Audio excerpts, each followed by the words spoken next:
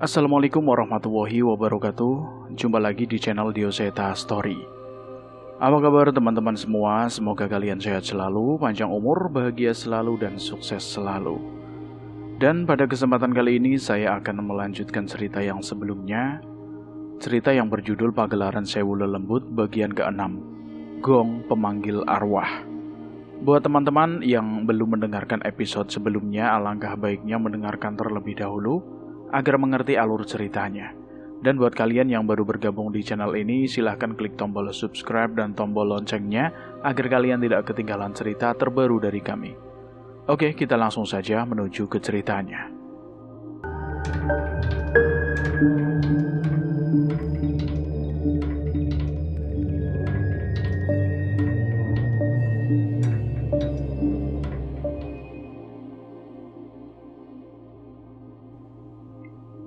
Kampung Lelembut. Kabut putih semakin tebal setiap kami menembus hutan-hutan lebat di hulu sungai. Suara aliran air masih terdengar, namun suara itu perlahan menghilang seiring kami melangkah. Desa itu saja sudah terpencil, tapi masih ada yang lebih tersembunyi lagi di tempat ini. Benar, Nan. Hati-hati. Di semesta bara pun aku tidak sampai ke tempat-tempat ini. Mbah Tanggir berjalan melayang di depan kami menembus kabut dan pepohonan. Sesekali kami harus mendaki bebatuan besar dan menuruni jalur di dekat jurang. Sudah lama sekali tidak ada yang mendatangi mereka. Dan sudah lama juga mereka tidak menerima kedatangan siapapun. Mereka itu siapa, Mbah? Kita sudah berjalan hampir 1 jam. Tapi Mbah masih belum memberitahu siapa yang akan kami datangi. Aku ceritakan pun percuma. Sebaiknya biar mereka sendiri yang menjelaskannya pada kalian. Lagi pula, mereka punya sesuatu yang mungkin berhubungan dengan pagelaran terkutuk yang akan kalian hadapi. Mbah Tanggir masih meminta kami untuk bersabar. Jalur yang kami lewati memang sulit. Bila tanpa arahan dari Mbah Tanggir, mungkin kami akan tersesat atau bahkan celaka dengan medan yang ada. Kami tiba di tempat yang tidak terlalu banyak ditumbuhi pepohonan dengan kabut semakin pekat. Samar-samar aku mendengar suara-suara yang di sekitar kami. Kita sampai. Mbah Tanggir berhenti dan menatap ke berbagai arah. Cahyo terlihat waspada. Sepertinya ia juga merasakan apa yang aku rasakan. Saat ini kami berada di tengah-tengah keramaian. Memang tidak terlihat, tapi kami sadar bahwa ada sesuatu yang mengelilingi kami. Seolah menyambut kedatangan kami, kabut pun menipis dan menunjukkan suasana yang benar-benar tidak biasa. Kampung Lelembut? Gumam Cahyo sambil memperhatikan berbagai sosok yang beraktivitas layaknya manusia di sekitar kami. Baru sejenak kami memperhatikan keadaan sekitar. Beberapa sosok sudah datang menghampiri kami. Sepertinya merekalah yang berkuasa di tempat ini. Ada 3 orang. Mereka semua memiliki gaya rambut yang cukup asing di mata kami. 3 orang pria berambut panjang, namun dikucir cukup banyak. Sepertinya itu adalah ciri khas sukunya saat mereka hidup. Selamat datang persinggahan sementara kami. Saya Sastro Kecik yang bertanggung jawab di tempat ini, ucap salah satu dari mereka. Saya Dananjaya Sambara. Balasku memperkenalkan diri sambil sedikit menunduk. Mendengar perkataanku, tiba-tiba mereka bertiga tersenyum senang. Mereka buru-buru mengerubungiku. Akhirnya kau sampai juga ke sini. Bersamaan dengan itu, kedua temannya yang belum sempat diperkenalkan itu mengoleskan dahinya pada sebuah mangkok kecil yang berisi ramuan hitam. Tanpa persetujuanku, mereka mengoleskan ramuan itu pada wajahku begitu saja. Apa ini? Itu sambutan kami untuk kerabat dari Bisma Sambara. Aku tidak begitu mengerti, tapi sepertinya ramuan hitam itu bukanlah hal yang berbahaya. Siapa pemuda yang satu lagi? Saya Cahyo. Cahyo bukan Sambara. Jawab Cahyo dengan berhati-hati. Jadi, Gak perlu dikasih item-item kayak gitu juga ya. Sial memang si Panjul. Rupanya dia sudah mengantisipasi. Sayangnya jawaban Cahyo tidak cukup untuk menyurutkan niat orang-orang itu mengoleskan ramuan hitam itu. Jangan begitu. Ramuan ini penting untuk kalian. Manusia yang akan masuk ke kampung lelembut biasanya akan kehilangan bau manusianya dan menjadi bagian dari kami. Ramuan ini mencegah hal itu terjadi. Jelas Sastro Kecik kepada Cahyo. Mendengar ucapan itu, tiba-tiba Cahyo mengambil cairan itu sendiri dan mengoleskan ke wajahnya dengan celemotan. Bilang dong dari tadi, telat dikit saja, aku bisa jadi nggak bisa pulang. Sekali lagi, aku menertawakan tingkah Cahyo yang tidak bisa ditebak itu. Tapi aku memang pernah mendengar cerita tentang hal di mana jika ada manusia yang tersesat di kampung lelembut, mereka bisa tidak kembali karena menjadi bagian dari kampung itu. Tempat ini benar-benar seperti desa manusia pada umumnya. Semua beraktivitas layaknya manusia yang masih hidup. Ada yang mencuci, ada yang berjualan, dan mereka bersosialisasi layaknya warga kampung biasa. Sebenarnya, ada hubungan apa Bapak dengan ayah saya? Sabar, Nak Danan. Kita ngobrol di pendopo saja. Sekalian, ada yang mau saya tunjukkan. Aku menoleh ke arah Mbah Tanggir dan ia memberiku isyarat untuk mengikutinya. Aku pun memilih untuk mempercayai mereka setelah memastikan tidak ada firasat yang aneh di tempat ini. Desa Kabut, mungkin aku akan menyebut desa ini dengan nama itu. Sebuah desa di perbatasan gunung yang diselimuti oleh kabut. Berada di desa ini seperti berada di Indonesia sebelum zaman kemerdekaan. Bangunannya masih bangunan kayu yang seadanya. Dan pakaian warganya itu masih mengenakan kain dan kebaya yang saat ini sudah banyak ditinggalkan oleh anak muda zaman sekarang. Aku rindu itu. Apa mungkin suatu saat aku bisa melihat lagi rakyat Indonesia kembali pada identitasnya? Seperti orang-orang Jawa yang mengenakan kebaya, surjan, jarik, blangkon, dan mendengarkan tembang-tembang nuansa Jawa yang sering ditembangkan bapak-bapak sambil bekerja. Pantas saja aku merasa nyaman berada di desa ini. Kalau ini bukan kampung lelembut, mungkin aku akan betah tinggal di sini, Pak Sastro. Semua kenyamanan yang ada di sini juga berkat Bisma. Ayo masuk, biar saya ceritakan. Kami tiba di sebuah pendopo desa sederhana yang biasa dijadikan tempat berkumpul warga desa. Ada papan tulis yang berisikan kegiatan-kegiatan warga desa tergantung di dinding dan televisi kecil. Aku cukup penasaran juga siaran apa yang ditonton di kampung lelembut dan bagaimana hubungan mereka dengan kampung lainnya. Danan. Cahyo memanggilku sambil memberi isyarat dengan matanya ke salah satu arah. Ada sebuah gong berwarna hitam pekat di sudut pendopo itu. Dari seluruh hal yang kami lihat di desa tadi, hanya gong itu yang memancarkan kekuatan aneh. Itu gong apa, Pak Sastro? Itu alasan saya mengajak kalian ke sini. Sebelumnya, monggo, ada beberapa cemilan. Pak Sastro Kecik menggeser makanan yang sudah disajikan sebelum kami datang. Ada kue nogosari, jadah bakar, dan beberapa makanan yang cukup menggugah selera kami. Nah, gini dong. Dengan semangat Cahyo mengambil arem-arem yang disajikan dan membukanya. Monggo dimakan kalau mau jadi warga sini. Lanjut Pak Sastro Kecik sambil tertawa. Mendengar ucapan itu, Cahyo tidak jadi memakan arem-arem yang sudah ada di depan mulutnya. Astaga, gak lucu, Pak.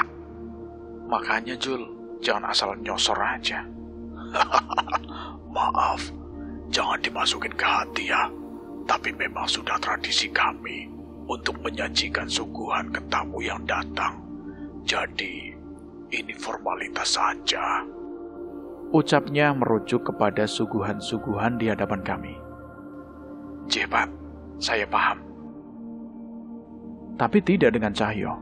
Wajahnya masih kusut karena gagal menikmati makanan tadi. Gong itu adalah benda yang kami bawa dari sebuah ritual. Kutukan pada gong itu dipercaya bisa memporak-porandakan satu desa. Ucap Pak Sastro. Kali ini tawanya meredup dan wajahnya terlihat cemas mengingat apa yang ingin ia ceritakan kepada kami. Sebuah cerita pun diperdengarkan kepada kami. Legenda Pendekar Sambara. Langit gelap, petir menyambar, hujan turun dengan deras. Alam seolah mengamuk melihat perbuatan manusia yang menodai kepercayaan Tuhan pencipta alam semesta ini. Dua orang pemuda berdiri di tengah hujan yang enggan untuk berhenti. Sedangkan kilatan yang menyambar menunjukkan bayangan-bayangan besar yang mengelilingi sebuah desa. Mas Bima yakin? Tanya Bimo yang mulai merasa gentar menyaksikan sosok-sosok itu. Kalau kamu gak yakin, ikut bersembunyi sama warga saja, Mo. Jagain mereka. Bisma berkata tanpa menoleh. Ia terus mengawasi sosok-sosok yang bisa menyerang mereka kapan saja. Bisa saja ini di luar kemampuan kita, Mas. Lawan kita ini bukan lagi roh gentayangan atau setan alas. Bisma menggenggam erat keris Raga Sukma dan menatapnya. Apa bedanya? Tujuannya kan sama, melindungi agar tidak lagi ada nyawa manusia yang melayang atau tersesat di jalan yang dilaknat Tuhan. Mendengar jawaban kakaknya itu, Bimo hanya menghela nafas. Dalam lubuk hatinya yang terdalam, ia memiliki perasaan yang sama dengan Bisma. Namun keraguan masih menghantui dirinya. Masih ada bekas-bekas ritual di desa itu. Sebelumnya, desa tempat mereka berada adalah tempat yang damai. Sebuah desa nelayan di mana segala kebutuhan hidup selalu tercukupi dari hasil alam. Sampai suatu ketika, desa mereka dilanda bencana. Air pasang, gempa, hingga angin kencang mulai melanda desa. Nelayan tak dapat melaut. Hasil bumi pun tak ada yang bisa dipanen. Musibah itu membuat warga desa menderita dan kebingungan dengan apa yang terjadi. Kelaparan pun melanda desa itu. Letaknya yang jauh dari desa lain membuat hanya sedikit bantuan yang mereka dapatkan. Bencana itu membuat warga desa melakukan sebuah tindakan bodoh. Mereka menganggap semua bencana yang melanda desanya adalah amarah para dewa yang sedang menghukum mereka. Sebagian orang berinisiatif melakukan ritual kuno yang mereka percaya dapat meredakan amarah para desa. 3 nyawa dikorbankan. Nyawa sang pemimpin desa yang dianggap sebagai yang bertanggung jawab atas semua dosa-dosa desa. Nyawa perawan tercantik dianggap sebagai hadiah untuk para dewa. Dan nyawa bayi yang baru lahir sebagai ungkapan bahwa mereka siap memulai lagi dari awal sesuai dengan kehendak dewa. Suara tangis pecah di antara keluarga-keluarga korban.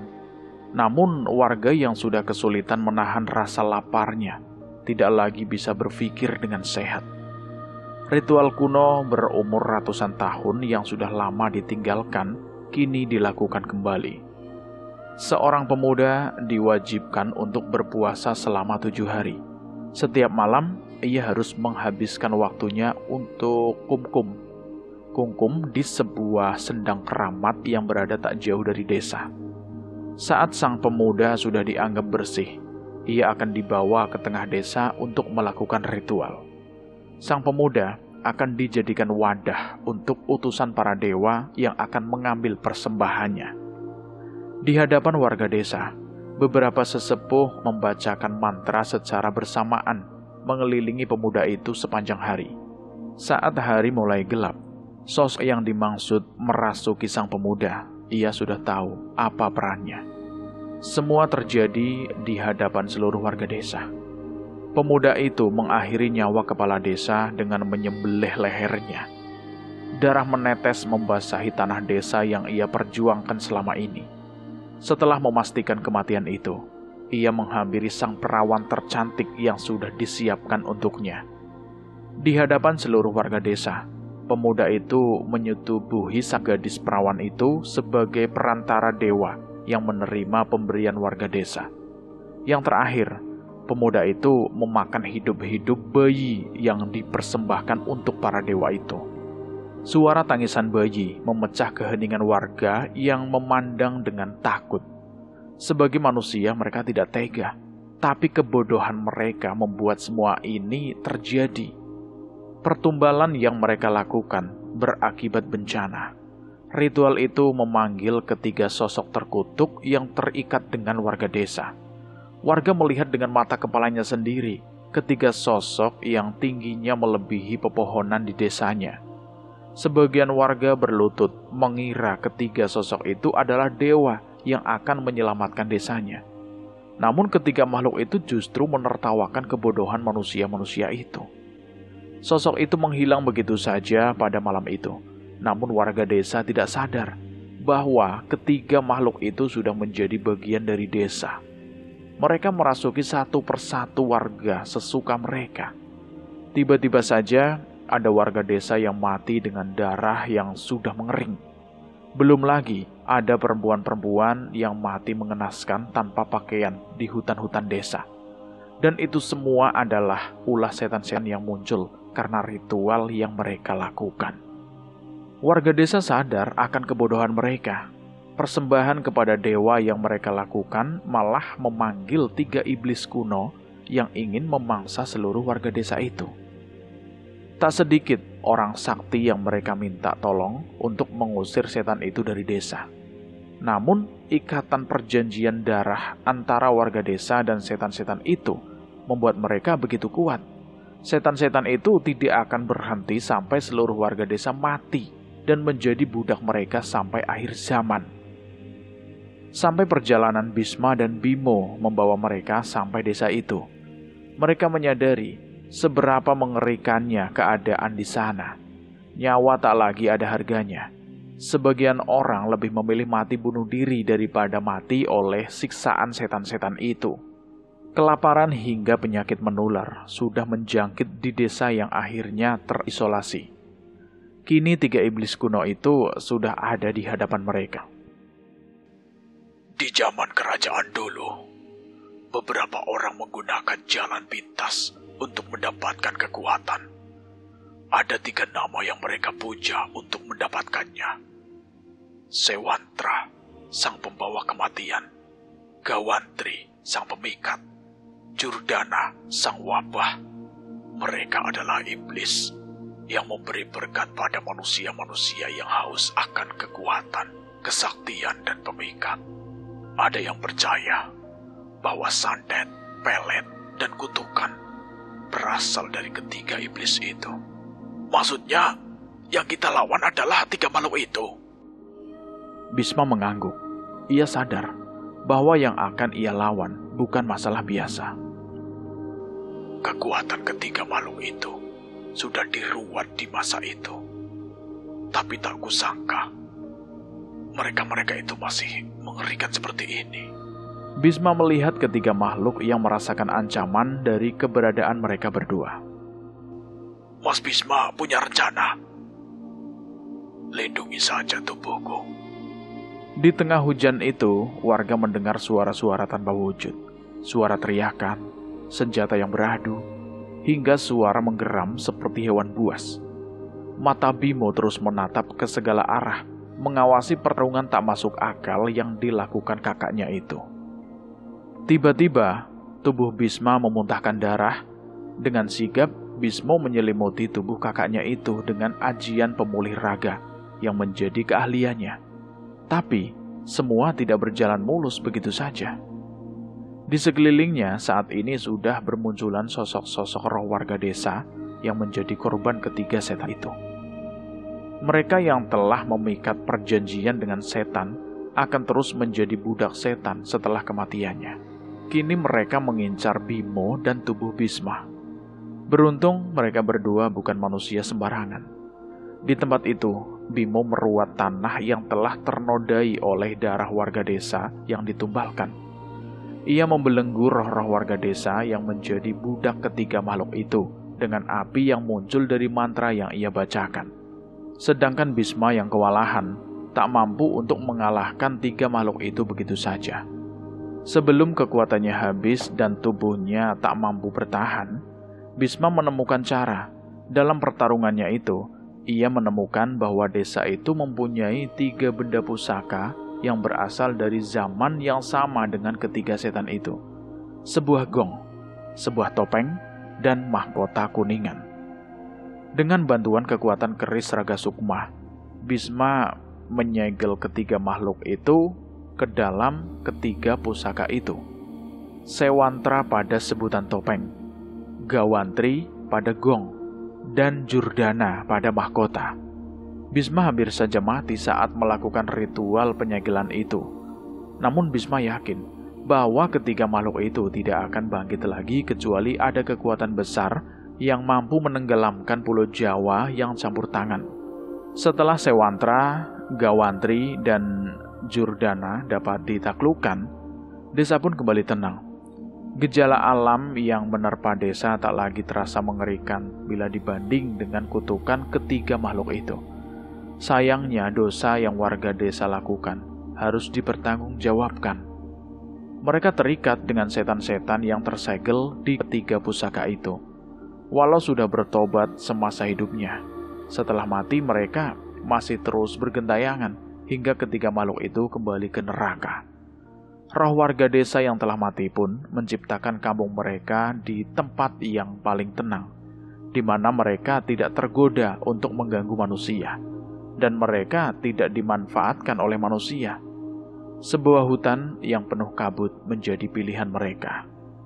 Gong yang menjadi keramat itu pun ikut bersama mereka. Mereka merasa harus menjaga gong itu dari siapapun yang berniat jahat. Sedangkan kedua pusaka lainnya dipercayakan kepada sesepuh-sesepuh yang masih hidup, namun keberadaannya tidak pernah diketahui lagi. Namun kedua pendekar Sambara pun selalu teringat di benak warga desa. Kedua pemuda yang bukan siapa-siapa berjuang mempertaruhkan nyawanya demi desa yang tinggal menanti ajal. Berkat mereka, warga desa memiliki sisa waktu semasa hidupnya untuk bertobat dan memohon ampun atas ritual terkutuk yang telah mereka lakukan.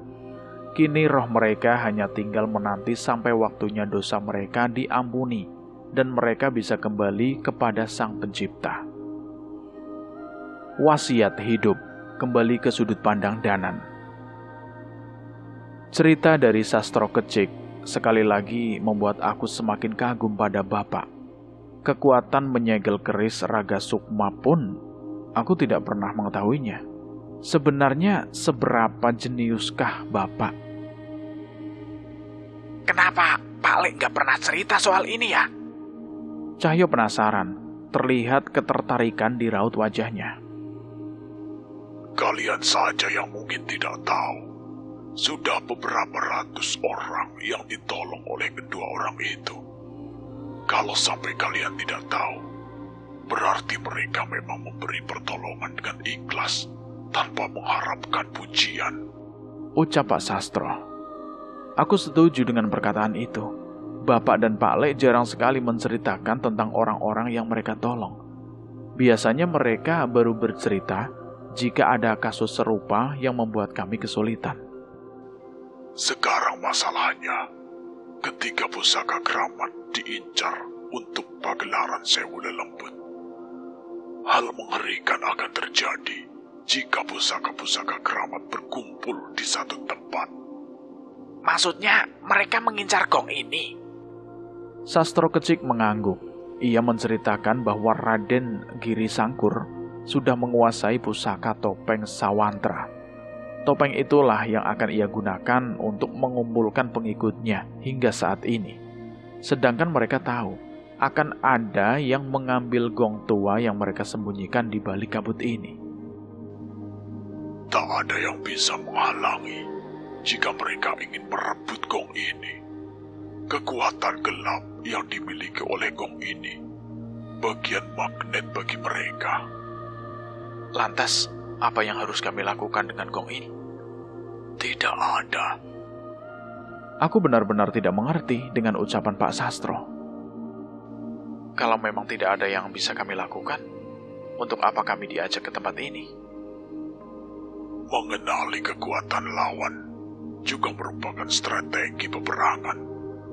Setidaknya, sekarang kalian sedikit mengetahui tentang kekuatan yang akan kalian hadapi. Selain itu, saya juga berharap kalian mewarisi semangat Bisma dan Bimo yang mungkin bisa menjadi petunjuk dalam pertarungan kalian nanti. Ngapunten Pak Sastro. Ngomongnya itu jangan kayak gitu. Pak Lek Bimo masih hidup kok. Masih di Klaten dia. Aku menyikut Cahyo, menegur atas ketidaksopanannya. Lah bener kanan? Pak Lek kan masih hidup. Memang, wajah Sastro dan Mbah Tanggir terlihat bingung. Ia seolah mengingat-ingat sesuatu dan tiba-tiba tertawa. Benar juga. Saat itu, Bimo memang masih sangat muda. Sampaikan salamku padanya saat kalian kembali. Kami pun ikut tertawa mendengarnya. Ternyata dugaan Cahyo benar. Hanya karena bapak sudah meninggal, warga kampung Lelembut pun mengira Pak Lek juga sudah meninggal. Salam kembali Pak Kace. Tiba-tiba, suara yang aku kenal terdengar di dekat kami. Aku menoleh ke asal suara itu dan melihat ada sosok roh yang mendekat ke arah kami. Pak Lek? Benar, itu roh Pak Lek. Aku tidak salah lihat. Ia sedang menggunakan ilmu raga sukmanya untuk menghampiri kami. Bimo, kau sudah setua ini. Sastro Kacek begitu semangat melihat keberadaan Pak Lek. Ia pun spontan meminta teman-temannya memanggil warga desa. Saat itulah keriuhan terjadi. Tidak usah berlebihan, Pak Kacek. Seluruh warga kampung Lelembut itu menggerubungi Pak Lek. Mereka penasaran dengan keadaan seseorang yang pernah menyelamatkan mereka. Saat itu aku dan Cahyo hanya menjadi pemeran figuran. Kami menyaksikan bagaimana semangatnya warga desa yang bisa bertemu lagi dengan Pak Lek. Ada pertanyaan-pertanyaan kecil mereka sampaikan kepada Pak Lek. Namun Pak Lek membalas seadanya saja. Karena kedatangan Pak Lek ke sini pastilah atas suatu hal yang mendesak. Setelah menyapa warga desa, Pak Lek menceritakan maksud dan tujuan ke tempat ini. Apa yang bisa kami bantu, Bimo? Tidak ada, Pak Sastro. Saat mereka datang untuk mengambil gong itu, biarkan saja. Menjauhlah dari mereka. Jangan sampai mereka merusak apa yang sudah baik di sini. Aku benar-benar heran. Apa memang tidak ada yang bisa kami lakukan agar gong ini tidak berpindah tangan? Bagaimana kalau kita bawa saja gong itu, Pak Lek? Biar kita yang menghadapi mereka. Pak Lek menggeleng. Ia memperhatikan gong yang mungkin setelah ini akan menjadi masalah untuk kami. Tidak bisa, Nan. Jika Gawantri bangkit di tempat ini, hal yang lebih buruk mungkin akan terjadi. Biarkan semua masalah ini terpusat di Leweng Sasar.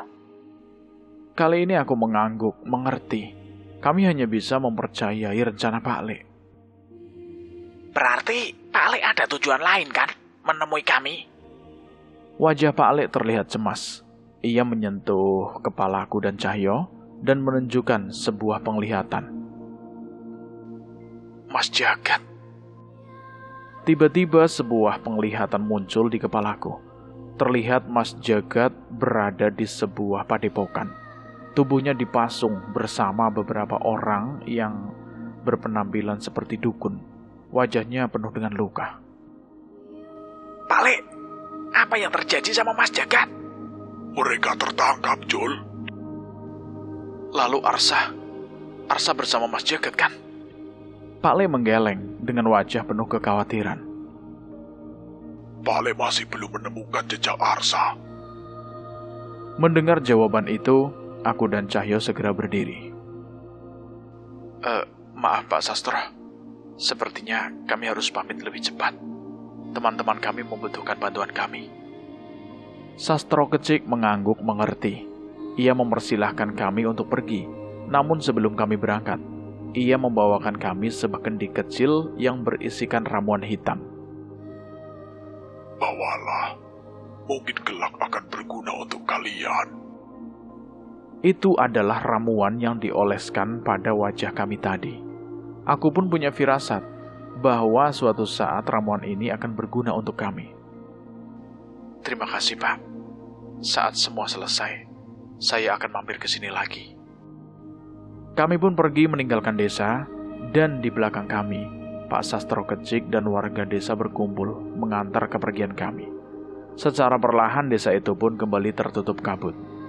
Semua hal yang membuat aku terkesan di sana kembali tidak terlihat dan berganti dengan hutan-hutan yang lebat. Aku akan menuntun kalian sampai keluar. Suara Mbah Tanggir kembali terdengar bersama kemunculan rohnya di hadapan kami. Kami pun mengikuti arahannya hingga sampai di tempat yang aman. Terima kasih Mbah. Sampai jumpa lagi.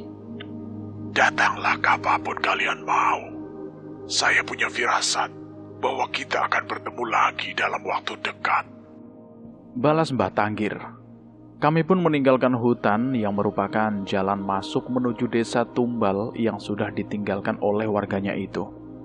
Setelah berjalan cukup lama menuju jalan utama, sebuah bus pun melintas dan mengantarkan kami untuk meninggalkan tempat yang penuh misteri itu. Penyerbuan. Rasa cemas akan keadaan Mas Jagat membuat kami tak tenang. Tak hanya kami, rupanya Pak Lek juga mengabari teman-teman yang lain. Sepertinya sesuatu yang mengalahkan Mas Jagat dan Arsa bukan lawan yang sembarangan. Saat ini kami berada di masalah satu pedalaman hutan. Ada sebuah pohon besar yang tumbang dan sisa-sisa pementasan di sini. Kami sama-sama tahu bahwa di depan kami sekarang ada ratusan makhluk yang bersiap menghabisi kami.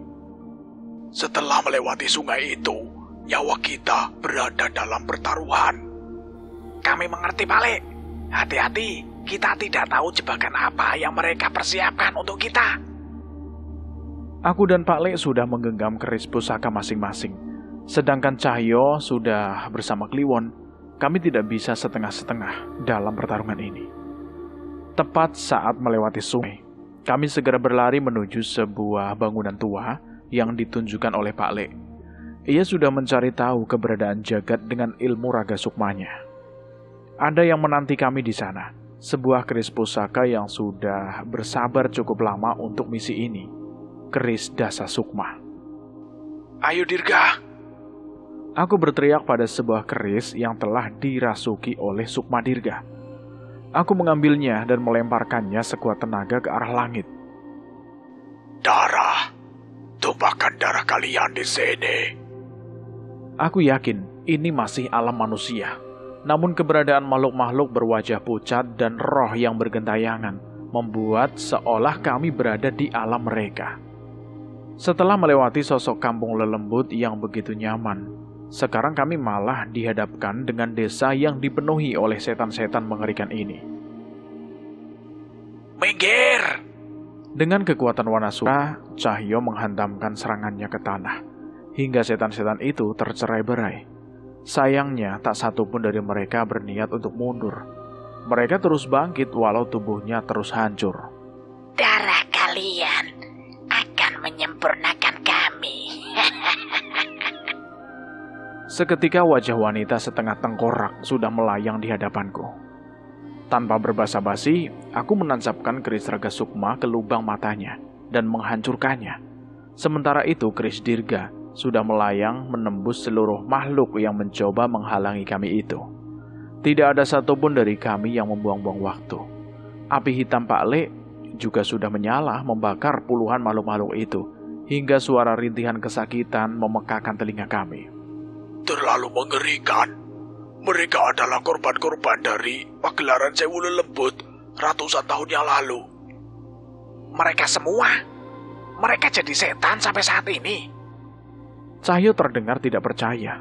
Namun Pak Le mengangguk membenarkan ucapannya. Gila. Seandainya kita gagal, makhluk seperti mereka akan bertambah banyak. Saat kami hendak mencapai rumah tua, tempat Mas Jagat dipasung, kami dihadang oleh sosok roh wanita yang bergelantungan di sebuah pohon. Kalian tidak diundang. Aku tidak peduli dan menebaskan kerisku pada perempuan itu. Namun luka yang aku ciptakan seketika tertutup begitu saja. Tumbal tak sepantasnya melawan. Setan wanita itu berbeda dari makhluk lainnya.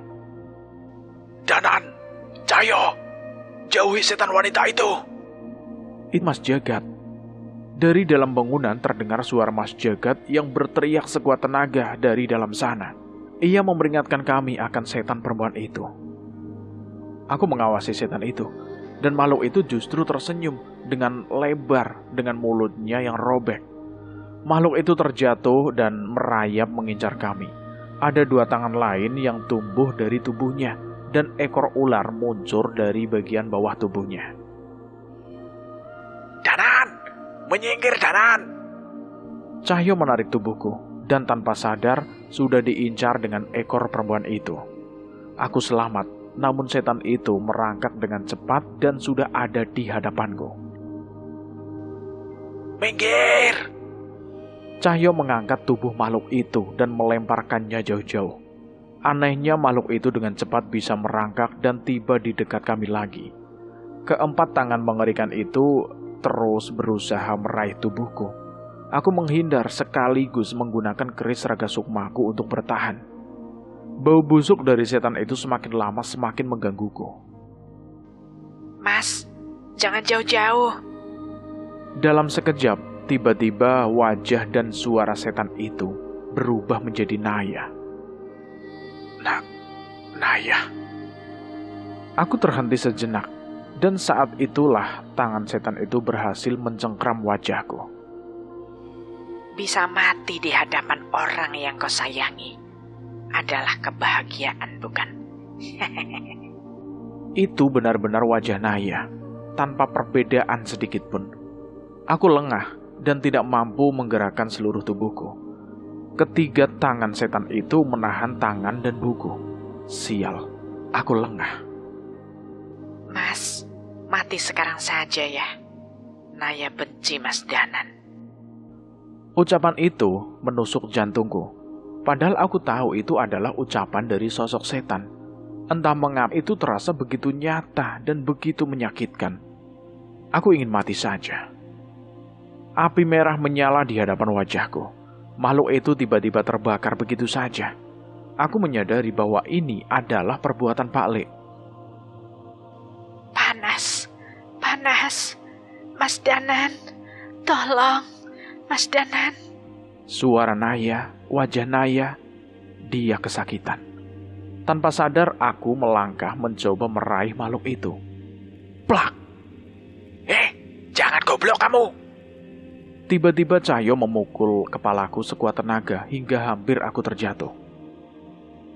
Setan itu berbahayanya bukan karena kekuatannya, tapi karena tipu dayanya. Benar ucapan Cahyo. Seharusnya aku sadar akan hal itu.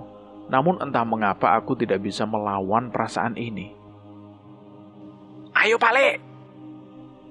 Cahyo melempar makhluk itu ke atas agar tidak bisa segera menghampiriku lagi.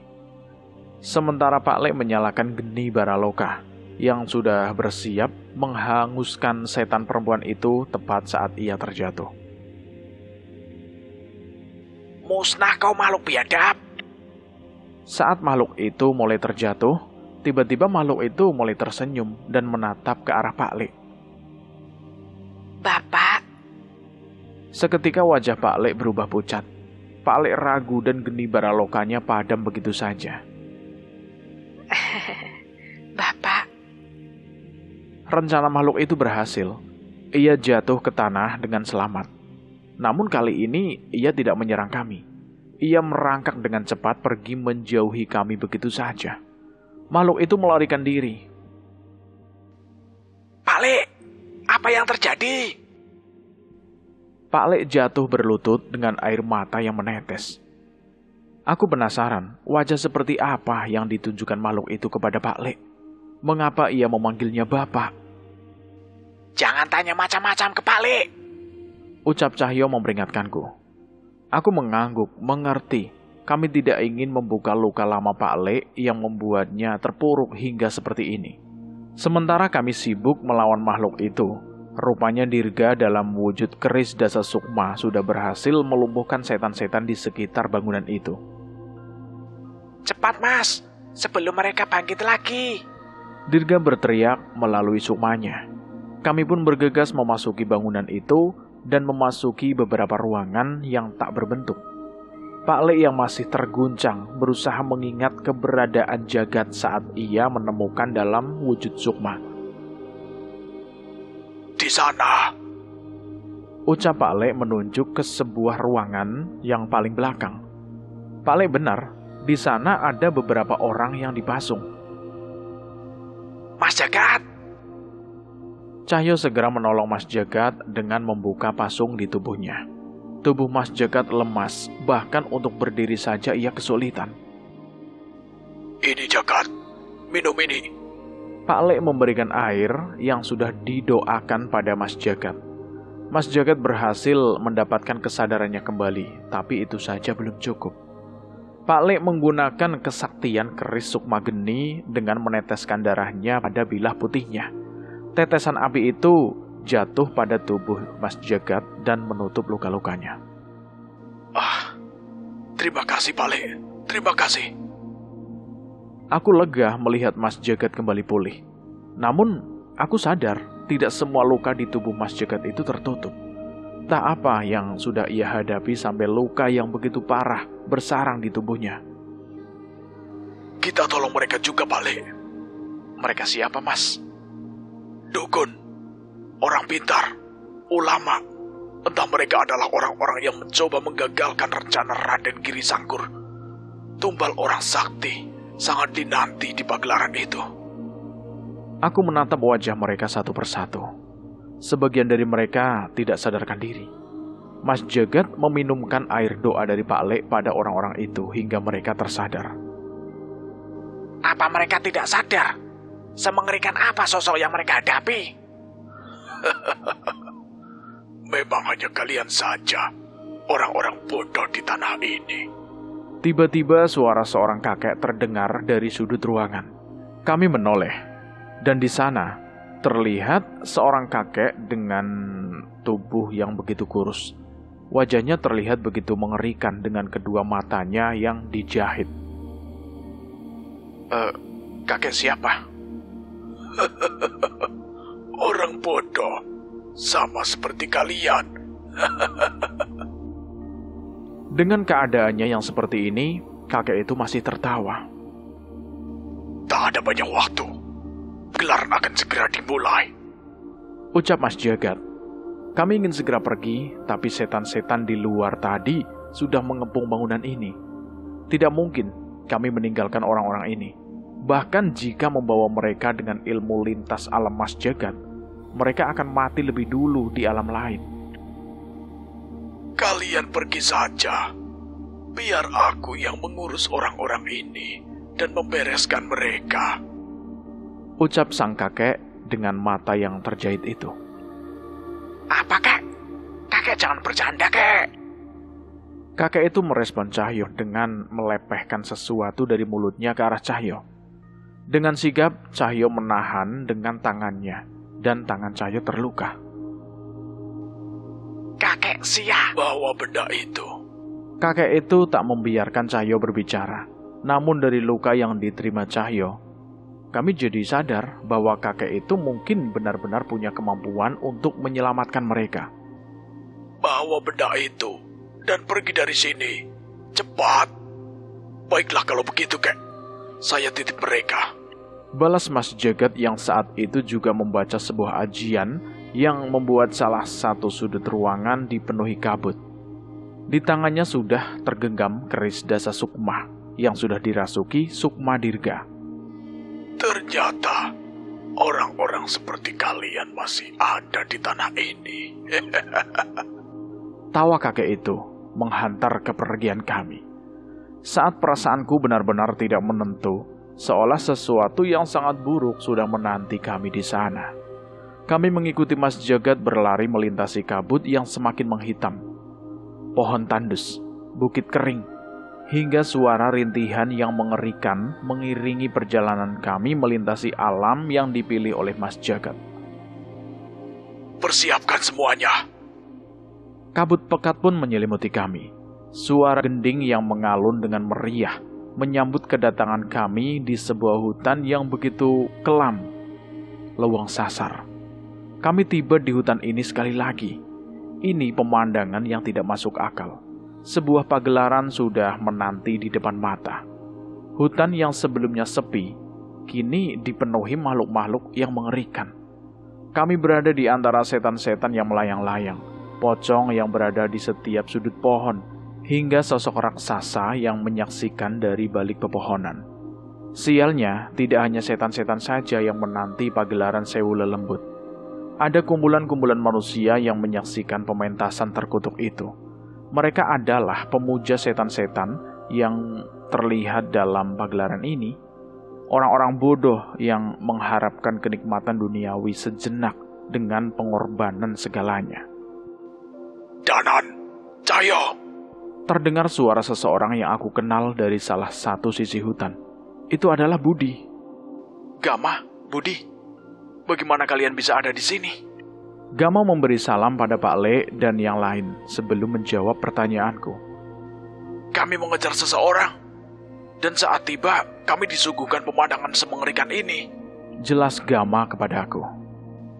Kali ini kita akan mengamuk sepuasnya, Mamang Gondrong. Kuizinkan kau memanggilku Mamang Gondrong jika kau bisa membersihkan hutan ini dari semua makhluk ini. Aku yang melihat mereka berdua masih benar-benar bingung dengan cara mereka berteman. Tapi terkadang perilaku mereka berdua itu bisa menjadi hiburan tersendiri untuk kami. Dok, dok, dok, dok, dok, dok, dok, dok, dok. Suara dodokan dan cekrekan terdengar dari panggung yang begitu besar, sekaligus mengerikan. Ada bayangan gunungan wayang yang terlihat di kelir panggung itu. Seorang dalang sudah ingin memulai permainannya. Tiba-tiba suara yang aneh terbentuk saat wayang itu dimainkan. Gama dan Budi terlihat menyadari sesuatu di atas panggung. Gama, itu Ki Wardi. Budi berteriak.